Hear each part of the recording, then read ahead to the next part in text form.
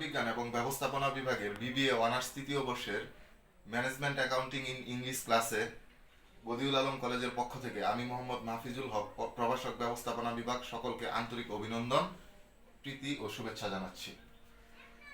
Management accounting কোন চ্যাপ্টারটি নিয়ে আলোচনা করব তা বলার পূর্বেই আমরা কিছু খরচ নিয়ে আলোচনা করতে চাই। কিছু ফিক্সড টার্ম আছে আমাদের এখানে, কস্টিং করতে সময় যে ধরনের কিছু কস্ট আছে, কিছু কস্ট নিয়ে আমরা কথা বলতে চাই। এখানে আমরা দেখবো, তোমরা একটু বোর্ডের দিকে তাকাও তাহলে দেখতে পাবে প্রথমে লেখা আছে এখানে direct material, direct labour, variable factory overhead per unit, অনেকে এটাকে ভেরিয়েবল ফ্যাক্টরি ওভারহেড পার ইউনিটও বলে থাকে। তার নিচে আছে ফিক্সড ফ্যাক্টরি ওভারহেড, তারপরে আছে variable selling and admin overhead, fixed selling and admin overhead. আচ্ছা, এই খরচগুলা থেকে আমরা যদি কস্ট অফ গুডস সোল্ড নির্ণয় করতে যাই, অথবা আমরা যদি ইনভেন্টরি নির্ণয় করতে যাই বা মূল্যায়ন করতে চাই, তাহলে আমাদেরকে আসলে প্রথমে শুরুতেই জানতে হবে যে কোনটা প্রোডাক্ট কস্ট বা কোনটা পণ্য তৈরির খরচ, কোনটা পিরিয়ড কস্ট বা কোনটা কালীন ব্যয়, এই সম্পর্কে আমাদের একটা ধারণা থাকতে হবে। প্রোডাক্ট কস্ট বিষয়টা কি? Actually product cost are cost that incur to manufacture or create a product. Manufacture or create a product তার মানে আমার একটা পণ্য প্রস্তুত করতে যেই খরচটা অবশ্যম্ভাবীভাবে লাগবে, সেই খরচটাকে আমরা বলতেছি যে এটা প্রোডাক্ট কস্ট বা পণ্য ব্যয়। আচ্ছা, তারপরে চলে আসি আমরা পিরিয়ড কস্ট। পিরিয়ড কস্ট কি জিনিস?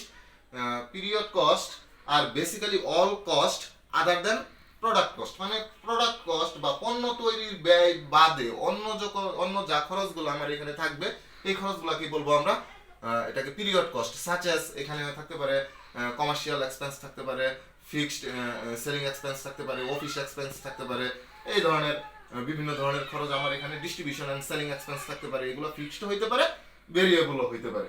তো উপরে আমরা এখানে যদি দেখি, আমি এখানে 6টা খরচের টার্ম লিখেছি। এটার আলোকে আমরা যদি প্রোডাক্ট কস্ট এবং পিরিয়ড কস্টের আলোকে এগুলোকে ভাগ করি, তাহলে এখানে আমরা কোনটাকে প্রোডাক্ট কস্ট এবং কোনটাকে পিরিয়ড কস্ট বলবো, এটাকে আমরা একটু নির্ধারণ করি। ডিরেক্ট ম্যাটেরিয়াল বা ডিরেক্ট র ম্যাটেরিয়াল। র ম্যাটেরিয়াল ছাড়া তো পণ্য দ্রব্য উৎপাদন করা সম্ভব না। র ম্যাটেরিয়ালকে রূপান্তরের মধ্য দিয়ে একটি প্রস্তুত পণ্য তৈরি হয়, তাই আমরা ডাইরেক্ট র ম্যাটেরিয়ালকে আমরা বলবো এটা একটা প্রোডাক্ট কস্ট, একটা প্রোডাক্ট কস্ট।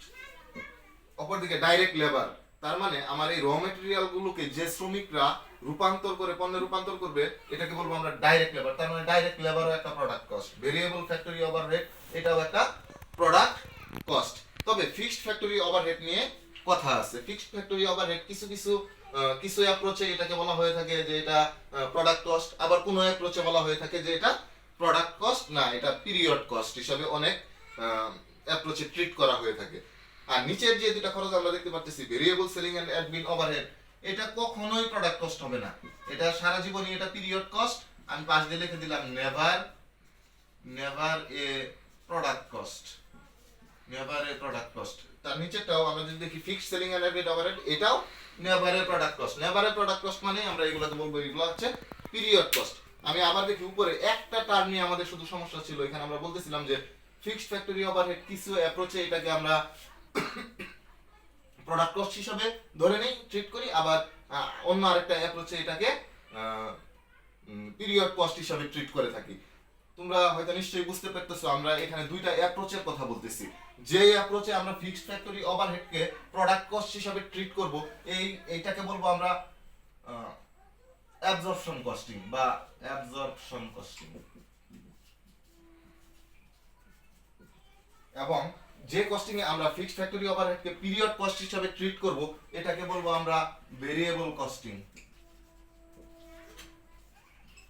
Variable costing. প্রিয় শিক্ষার্থীরা, আমরা আবার চলে আসি, একটু দেখি। আমি আর বলতেছিলাম যে এখানে ফিক্সড ফ্যাক্টরি ওভারহেডকে যে অ্যাজাম্পশন অনুযায়ী, অ্যাবজর্পশন কস্টিং অনুযায়ী ফিক্সড ফ্যাক্টরি ওভারহেডকে আমরা প্রোডাক্ট কস্ট হিসেবে ট্রিট করব। আবার আমরা যদি ভেরিয়েবল কস্টিং এ আসি, তাহলে আমরা ফিক্সড ফ্যাক্টরি ওভারহেডকে পিরিয়ড কস্ট হিসেবে ট্রিট করব। প্রিয় শিক্ষার্থীরা, তোমরা নিশ্চয়ই বুঝতে পেরেছো আজকে আমরা যে অধ্যায়টি করব এটা হচ্ছে ভেরিয়েবল কস্টিং এবং অ্যাবজর্পশন কস্টিং। অ্যাবজর্পশন কস্টিং কে অনেকে ফুল কস্টিং হিসেবে অভিহিত করে থাকে, আবার ভেরিয়েবল কস্টিং কে অনেকে ডিরেক্ট কস্টিং বলে থাকে। আলোচনার শুরুতে আমাদের জানতে হবে আসলে ভেরিয়েবল কস্টিং কি জিনিস এবং অ্যাবজর্পশন কস্টিং কি জিনিস। শুরুতে আমরা যদি বলি variable costing, variable costing is a variable costing is the method of inventory costing in which only variable manufacturing overhead বা only variable manufacturing cost or overhead included as inventoriable cost. On the other hand, absorption costing is the method of inventory costing in which all variable and fixed manufacturing overhead included as inventoriable cost. আমি যদি এটাকে আরো মানে একদম সঠিকভাবে বাংলায় যদি একদম শুদ্ধ বাংলায় যদি কথাটাকে বলি, এটা হচ্ছে ইনভেন্টরি ক্যালকুলেশন করার একটা সিস্টেম হচ্ছে ভেরিয়েবল কস্টিং, যেখানে শুধুমাত্র ভেরিয়েবল কস্টগুলোকে প্রোডাক্ট কস্ট বা উৎপাদন খরচ হিসেবে ধরে নেওয়া হয়। অপরদিকে আমি যদি অ্যাবজর্পশন কস্টিং এর কথা বলি, এখানে ভেরিয়েবল এবং ফিক্সড উভয় খরচকেই এখানে উৎপাদন খরচ বা প্রোডাক্ট কস্ট হিসেবে ধরে নেওয়া হয়। এই হচ্ছে আমাদের মূল পার্থক্য।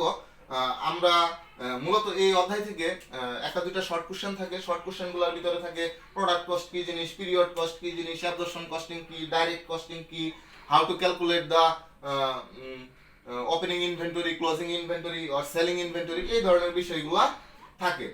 আর মূলত যা থাকে এখান থেকে একটা 10 নম্বরের কোশ্চেন হয়ে থাকে। 10 নম্বরের কোশ্চেনের ভিতর থাকে, এখানে থাকে যে আমাদেরকে বলা হয়ে থাকে যে determine an income statement under absorption costing or determine an income statement under variable costing. তো আমরা এই ভেরিয়েবল কস্টিং এবং এই অ্যাবজর্পশন কস্টিং এর মাধ্যমে তাহলে আমাদেরকে মূলত ইনকাম স্টেটমেন্ট করতে হবে, এবং এই ইনকাম স্টেটমেন্টের পরে আমাদেরকে আরেকটা রিকনসিলিয়েশন স্টেটমেন্ট করতে হবে, যেখানে আমাদেরকে দেখাতে হবে যে ডিরেক্ট কস্টিং এবং অ্যাবজর্পশন কস্টিং এর ইনকামের পার্থক্য এবং আমার ওপেনিং ইনভেন্টরি এবং ক্লোজিং ইনভেন্টরির পার্থক্য সমান হবে। এইভাবে মূলত আমাদের অঙ্কটি করতে হবে। আমরা যদি এটাকে আরেকটু সুন্দরভাবে উপস্থাপন করতে চাই, স্টেপ বাই স্টেপ কিভাবে আমরা আসলে ডিরেক্ট কস্টিং এবং ভেরিয়েবল কস্টিং অঙ্কগুলো করব, আমরা একটু স্টেপগুলো একটু পর্যায়ক্রমে দেখে যাই। কিছু কিছু অঙ্কে আছে ম্যাক্সিমাম,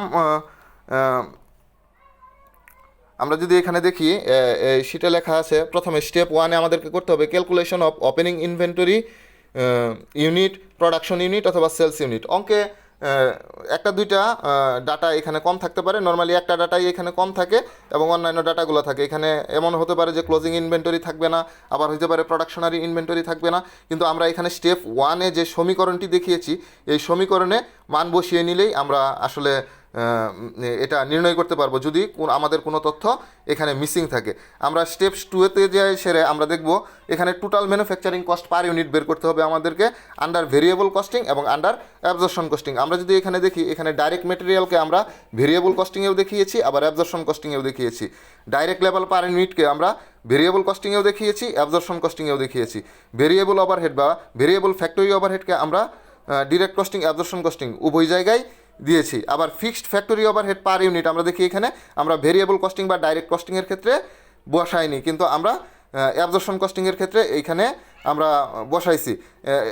এইভাবে আমরা যদি যোগ করি, উপরের সবগুলোকে যোগ করে আমরা পাবো total manufacturing cost per unit. তবে এখানে একটি কথা আছে যে total fixed factory overhead per unit আমরা এখানে কীভাবে ক্যালকুলেশন করব। আমরা টোটাল ফ্যাক্টরি ওভারহেডকে যদি নর্মাল ক্যাপাসিটি দ্বারা ভাগ করি তাহলে আমরা fixed factory overhead per unit পেয়ে যাব। তবে অনেক ক্ষেত্রে নর্মাল ক্যাপাসিটি থাকে না, সেখানে ক্ষেত্রে আমরা ম্যাক্সিমাম ক্যাপাসিটি দিয়ে করব। ম্যাক্সিমাম ক্যাপাসিটি যদি না থাকে তবে তাহলে আমরা প্রোডাকশনারি ইউনিট দিয়ে ভাগ করে মূলত বের করার চেষ্টা করব যে fixed factory overhead per unit কত টাকা। ওকে, তারপরে আমাদেরকে ইনকাম স্টেটমেন্ট করতে হবে। আমরা এখানে দেখো একটা ছক দেখিয়েছি কিভাবে ইনকাম স্টেটমেন্ট করতে হয় আন্ডার ভেরিয়েবল কস্টিং বা ডিরেক্ট কস্টিংয়ের ক্ষেত্রে। আমরা প্রথমেই দেখিয়েছি এখানে সেলস রেভিনিউ আমরা টোটাল সেলিং ইউনিটকে যদি সেলিং প্রাইস দ্বারা গুণ করি তাহলে সেলস রেভিনিউ পেয়ে যাব। সেলস রেভিনিউ থেকে আমাদেরকে variable cost of goods sold বাদ দিতে হবে। তো variable cost of goods sold নির্ণয় করতে হলে বিগিনিং ইনভেন্টরি যা থাকবে, এখানে বিগিনিং ইনভেন্টরিকে কস্ট প্রাইস দ্বারা গুণ করে এখানে লিখবো বিগিনিং ইনভেন্টরির সঙ্গে আমাদের যে ম্যানুফ্যাকচারিং কস্ট আছে, এখানে আমরা কত ইউনিট প্রোডাকশন করেছি তার সাথে যদি আমরা total manufacturing cost per unit, এই যে ভেরিয়েবলের যে টাকাটা আছে এটা দিয়ে যদি আমরা গুণ করি তাহলে আমরা পেয়ে যাব এখানে variable manufacturing cost, variable cost of goods manufacture. তো আমরা বিগিনিং ইনভেন্টরি এবং variable cost of goods manufacture যোগ করলে পাবো variable cost of goods available for sale. এখান থেকে যদি আমরা এন্ডিং ইনভেন্টরি বাদ দিই তাহলে আমরা পাবো cost of goods sold at standard. Okay, এর সাথে যদি এখানে আনফেভারেবল কস্ট ভেরিয়েন্স থাকে সেটা যোগ হবে, যদি ফেভারেবল কস্ট ভেরিয়েন্স থাকে সেটা বাদ দিতে হবে। বাদ দেওয়ার পরে যা থাকবে আমরা পাবো cost of goods sold at actual, মানে অ্যাকচুয়াল কস্ট অফ গুডস সোল্ডটা আমরা এই ক্ষেত্রে পাবো। এখন এই actual cost of goods sold থেকে যদি আমরা সেলস রেভিনিউ বাদ দেই, যে টাকাটা পাবো সেটাকে বলবো আমরা gross contribution margin. Gross contribution margin থেকে আমরা variable commercial expense, marketing, selling, admin এই ধরনের খরচগুলোকে যদি আমরা বাদ দেই তাহলে পাবো আমরা কন্ট্রিবিউশন মার্জিন। কন্ট্রিবিউশন মার্জিন থেকে আমরা ফিক্সড এক্সপেন্সগুলোকে বাদ দিব। যেমন এখানে থাকবে, আমরা জানি যে আমরা যখন total manufacturing cost per unit করেছি সেক্ষেত্রে আমরা ভেরিয়েবল ফ্যাক্টরি, ফিক্সড ফ্যাক্টরি ওভারহেডকে কিন্তু আমরা ভেরিয়েবল কস্টিংয়ের ক্ষেত্রে অন্তর্ভুক্ত করিনি। তার মানে আমার এখানে দুইটা ফিক্সড এক্সপেন্স হয়তো থেকে যাবে, একটাকে বলবো ফিক্সড ফ্যাক্টরি ওভারহেড, আর একটা থাকবে fixed commercial, marketing, selling or admin overhead. আমরা এই দুইটা যোগ করে পাশের কলামে নিয়ে যাব এবং ওইখান থেকে আমরা কন্ট্রিবিউশন মার্জিন থেকে যদি আমরা এই ফিক্সড এক্সপেন্স বাদ দিই তাহলে আমরা পাবো নেট অপারেটিং ইনকাম। একই রকমভাবে আমাদেরকে এই চ্যাপ্টার অঙ্ক করতে যে আরেকটা অ্যাপ্রোচে আমাদেরকে ইনকাম স্টেটমেন্ট করতে হবে। এই অ্যাপ্রোচটা হচ্ছে অ্যাবজর্পশন কস্টিং অ্যাপ্রোচ। একই রকমভাবে এখানে সেলস রেভিনিউ আছে, সেলস রেভিনিউ থেকে কস্ট অফ গুডস সোল্ড বের করতে হবে। কস্ট অফ গুডস সোল্ড বের করার তো আমরা নিয়মটা জানি, বিগিনিং ইনভেন্টরির সাথে কস্ট অফ গুডস ম্যানুফ্যাকচার যোগ করব, যেটা পাবো সেটাকে বলবো cost of goods available for sale. এখান থেকে এন্ডিং ইনভেন্টরি বাদ দিব, আমরা যেটা পাবো সেটাকে বলবো cost of goods sold at standard. এর সাথে আমরা আনফেভারেবল কস্ট অফ ভেরিয়েন্স যোগ করব এবং ফেভারেবল কস্ট অফ ভেরিয়েন্স বিয়োগ করব। ফিক্সড ফ্যাক্টরি ওভারহেডের যদি আমার আন্ডার অ্যাপ্লাইড থাকে তাহলে যোগ হবে, আবার ফিক্সড ফ্যাক্টরি ওভারহেডের যদি ওভার অ্যাপ্লাইড থাকে তাহলে আমাদেরকে বাদ দিয়ে নিতে হবে। যে টাকাটা থাকবে এটাকে বলবো আমরা cost of goods sold at actual. আমরা সেলস রেভিনিউ থেকে cost of goods sold at actual বাদ দিব, যে টাকাটা থাকবে এটাকে বলবো আমরা গ্রস মার্জিন। গ্রস মার্জিন থেকে এবার আমাদেরকে পিরিয়ডিক কস্টগুলো বাদ দিতে হবে। আমরা জানি অ্যাবজর্পশন কস্টিংয়ে আমরা উৎপাদনের সকল খরচ অন্তর্ভুক্ত করি, যেমন এখানে ভেরিয়েবল কস্টিংও থাকে আবার ফিক্সড ফ্যাক্টরি ওভারহেডও থাকে। তার মানে এখানে শুধুমাত্র আমার অল্প কিছু পিরিয়ডিক কস্ট বাকি থাকবে, যেমন এখানে fixed marketing, selling, admin expense থাকবে, variable fixed selling and marketing expense থাকবে। এই দুটাকে যোগ করে আমরা গ্রস মার্জিন বা গ্রস ইনকাম থেকে বাদ দিলে যে টাকাটা পাবো এটাকে বলবো আমরা নেট অপারেটিং ইনকাম। এবং এই নেট অপারেটিং ইনকামের আলোকেই আমরা যেটা পাবো এটাকে বলবো নেট অপারেটিং ইনকাম। এবং এই নেট অপারেটিং ইনকাম করার পরে আমাদেরকে যে জিনিসটা করতে হবে, রিকনসিলেশন স্টেটমেন্টের কাজ করতে হবে। রিকনসিলেশন স্টেটমেন্ট যদি আমরা করতে চাই তাহলে আমাদের যে এখানে আন্ডার অ্যাবজর্পশন কস্টিংয়ের যে নেট অপারেটিং ইনকাম আছে, আন্ডার অ্যাবজর্পশন কস্টিংয়ের যে নেট অপারেটিং ইনকামটা আছে এখানে, এটা থেকে আমার ডিরেক্ট কস্টিংয়ের যে নেট অপারেটিং ইনকাম থাকবে এটাকে বাদ দিব এবং যে টাকাটা থাকবে এটাকে আমরা লিখবো ডিফারেন্স টু বি এক্সপ্লেন, লিখে ওটাকে ব্লক করে দিব। এবং মূলত হচ্ছে আমার এই দুইটা ইনকাম এবং রিকনসিলেশন স্টেটমেন্টে আমাকে দেখাইতে হবে এই দুইটা ইনকামের পার্থক্য এবং ক্লোজিং এবং ইনভেন্টরির যে পার্থক্য বা ক্লোজিং ইনভেন্টরির যে পার্থক্যটা আছে এই দুইটা সমান হবে। এই দুইটা যদি সমান হয় তাহলে আমাদের অঙ্কটা হবে, না হলে আমাদের অঙ্কটা হবে না। প্রিয় শিক্ষার্থীরা, আজকে আর কোনো গাণিতিক সমস্যায় যেতে চাচ্ছি না, তবে আগামী ক্লাসে মানে এর পরবর্তী ক্লাসে ম্যানেজমেন্ট অ্যাকাউন্টিং আমার এই দ্বিতীয় ক্লাসে ডিরেক্ট কস্টিং এবং অ্যাবজর্পশন কস্টিং, ডিরেক্ট কস্টিং এবং এই অ্যাবজর্পশন কস্টিংয়ের উপরে একটা গাণিতিক সমস্যা আমরা সমাধান করব। তো প্রিয় শিক্ষার্থীরা, আজকে আর তেমন কিছু বলতে যাচ্ছি না, তবে এই করোনাকালীন সময়ে সকলকে স্বাস্থ্যবিধি মেনে চলার উপদেশ দেওয়া হচ্ছে এবং তোমরা সবাই হ্যান্ড স্যানিটাইজার, মাস্ক পরবা এবং